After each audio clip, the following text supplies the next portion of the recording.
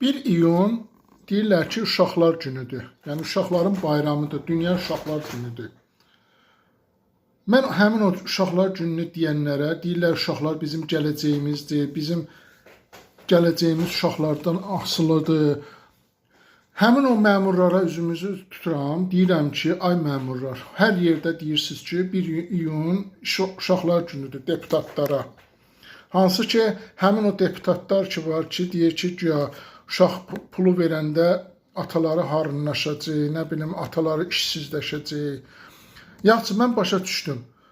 Uşaq pulu vermirsiniz. Heç olmasa bu 1 iyunda bir dənə yığılın, qərar çıxardın ki, 18 yaşına çatmış bütün uşaqlara, 18 yaşına çatmış bütün uşaqlara bugün 1 iyunda hər uşağa 100 manat verin. Artıq demirəm. 100 manat verin də.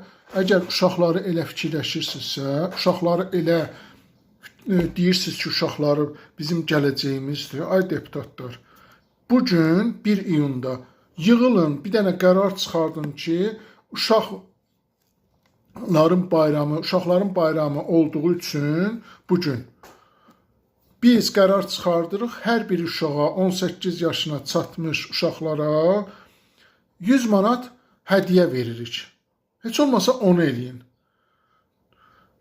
Onu da eləməyəcəksiniz axı. Bilirəm ki, onu da eləməyəcəksiniz.